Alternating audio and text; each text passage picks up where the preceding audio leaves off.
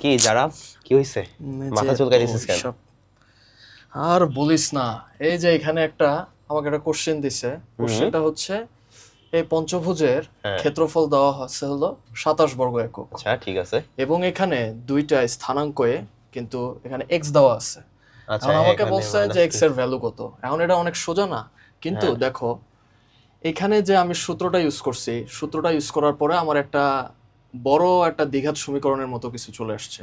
এখন হিসাবটা অনেক উল্টাপাল্টা মনে হচ্ছে আমার কাছে। আমি বারবার এক একটা বের করে ক্যালকুলেটরে দিচ্ছি, আমার মানগুলো উল্টাপাল্টা আসতেছে।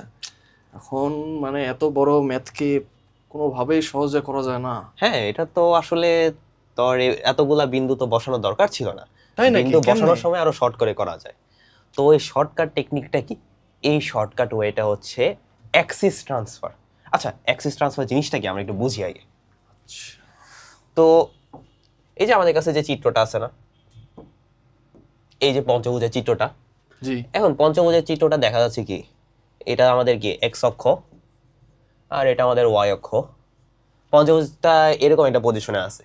এখন পঞ্চভুজটা যদি ধরো এই বিন্দুটা এখানে না থাকে, এই জায়গাটাতে থাকতো, তাহলে কি এই বিন্দুটা 0 0 হয়ে যেত না? এই বিন্দুটা যদি 0 0 হয়ে যেত, তাহলে এটাও 0 0 হয়ে যেত। হ্যাঁ, তা তো তাইলে অবশ্যই, কিন্তু এটা কি সম্ভব? এটা কি হ্যাঁ, করা যায়? এটাও করা যায়। এখন এটা কিভাবে করা যায়? এখন চিত্রটাকে তো আমি সরাইতে পারতেছি না, বাট আমি কি চাইলে অক্ষটাকে সরাইতে পারি না? এখন কিভাবে অক্ষটাকে আমি সরাবো দেখাই তোমাদের। সো আমি এই চিত্রটাকে দেখি আরেকবার কপি করে নিই, কপি করে এই নিলাম। ওকে, এখন এই যে দুইটা অক্ষ আছে না, আমি এই অক্ষ দুইটাকে ধরলাম আমি এরকম সরাই ফেলছি। এই অক্ষটাকে এই বরাবর আনলাম, এই অক্ষটাকে এই বরাবর আনলাম। এখন অক্ষ দুইটাকে আমি যদি এইভাবে সরাই নেই, তাহলে ব্যাপারটা কি হচ্ছে, এবার দেখা যাচ্ছে কি এই বিন্দুটা এখন একদম 0 0 পয়েন্টে আছে না। এখন এই বিন্দুটা যেহেতু 0 0 পয়েন্টে আসছে, এর মানে কি বাকিগুলা বিন্দুরও কি পজিশন চেঞ্জ হচ্ছে না? হ্যাঁ। তাহলে বেসিক্যালি এখানে কি হচ্ছে যে এই বিন্দুটার যে ভুজের মানটা কি 1 থেকে 0 হয়ে গেছে, 1 কমছে না? আর এই বিন্দুর কোটির মানটা 2 থেকে 0 হয়ে গেছে, 2 কমছে না? এখন আমি কিন্তু শেপটাকে কোনোভাবে চেঞ্জ করিনি, শেপটাকে কিন্তু যা ছিল আমি তাই রাখছি, তাই না? এর মানে এরিয়াও কিন্তু চেঞ্জ হবে না। তাহলে আসলে চেঞ্জ হবে কি? প্রতিটা বিন্দু আছে না, প্রতিটা বিন্দুরই ভুজ 1 করে কমে আসবে। মানে এই বিন্দুটা এক্স অক্ষ বরাবর 1 পরিমাণ এদিকে আসছে, এটাও এদিকে আসবে, এটাও এদিকে আসবে, এটাও 1 পরিমাণ এদিকে আসবে। আর ওয়াই অক্ষ বরাবর বিন্দুগুলা 2 ঘর 2 ঘর করে নিচে নামবে। তাহলে কি হবে? তাইলে প্রতিটা বিন্দুরই পজিশন চেঞ্জ হয়ে গেল। তাহলে এখন আমাদের সাদা ভাইয়া যে এত বড় একটা ম্যাথ করছিল, এখন আমরা এটাকে এতগুলা মান না তুলে আমরা কি শর্টকাট ভাবে তুলতে পারি না? তাইলে আমরা কি এই কাজটা করতে পারি না? হাফ এইটুকু কথা ছিল। তো আমি এখন বসানোর সময় আমি ডিরেক্ট কি করব, মান বসানোর সময় আমি সবগুলা বিন্দুকে আমি তখন আর এটা লিখবো না, আমি ডিরেক্ট চেঞ্জ করে বসাচ্ছি। এই বিন্দুটাকে তো আমি বসাই দিলাম 0 0।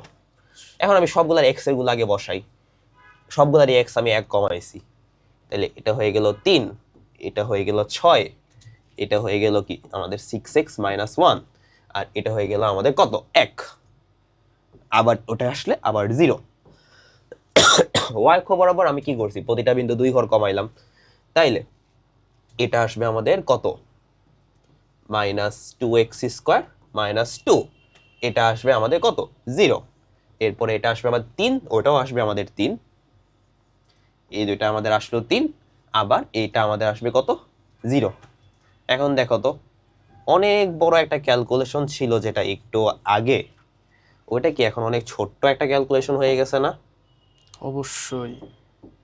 এখন কিন্তু সাতা, তুমি একটু আগে যেটা করলা এতগুলা মান বের করে, এতগুলা মান কিন্তু আমার গুণ করা লাগতেছে না, কারণ এনে সবই বলতে গেলে প্রায় 0। তাইলে এই হাফটাকে আমরা ওই পাশে যদি নিয়ে যাই, এখন দেখি তো কত আসে এখানে। এটা বাদ, এটাও বাদ, এটা থাকে খালি কত থাকে 18 থাকে, আর উপরে কি থাকে 18x - 3। Okay fine, 18x - 3। এরপরে নিচের গুলা যদি আমি নিই, এটা 0 থাকে, আছে এখানে থাকে কত 12x² + 12 আর এটাও 0 হয়ে যাচ্ছে, আর এখানে খালি -3 আর এটাও 0। বেসিক্যালি প্রায় সব মান বাদ চলে গেল।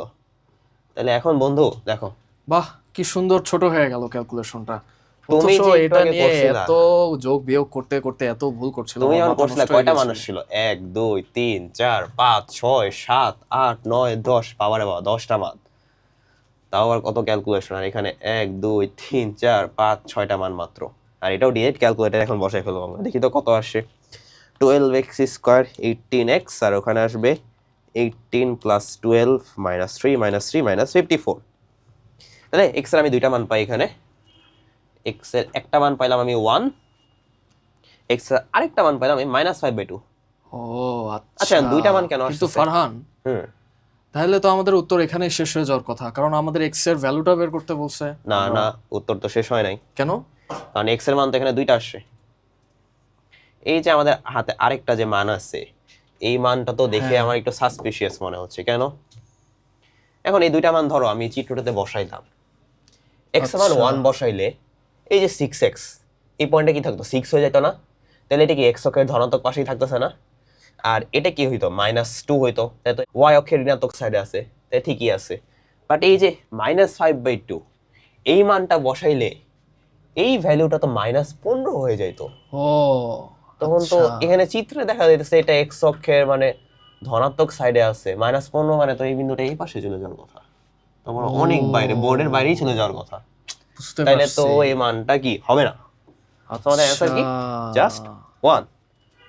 সো এই হলো আমাদের কি অ্যাক্সিস ট্রান্সফার। এই জিনিসটা দিয়ে আমরা কি করতে পারি, অনেক কমপ্লিকেটেড প্রবলেমও অনেক ছোট করে এনে নেওয়া যায়। বা তোমাদের মনে হতে পারে যে ভাইয়া আমি ফার্স্টে এটা বসাবো দেন এটা বসাবো, এখানেও তো আমার টাইম খরচ হচ্ছে। না, তুমি যদি একটু প্র্যাকটিস করে নাও, দেন পরীক্ষার হলে কি করতে পারবা, ডিরেক্ট যখন এমসিকিউ করবা, নট রিটেনে, এমসিকিউ করার সময় তুমি এই যে এটা যে লেখো, এটা না লিখে তুমি ডিরেক্ট এটাই লিখতে পারবা, যদি তোমার প্র্যাকটিসটা থাকে। তখন কি তোমার কাজ অনেকটুকু কমে যাচ্ছে আর অনেক ইজি হয়ে যাচ্ছে। সো আই গেস তোমরা সবাই এটা বুঝতে পারছো। এরকম আরো অনেক ফানি চিকন সিস্টেম আর ট্রিক্স শেখার জন্য তোমাদের কি করতে হবে? অলওয়েজ থিঙ্কের সাথে যুক্ত থাকতে হবে। তো আবার দেখা হবে নেক্সট ভিডিওতে।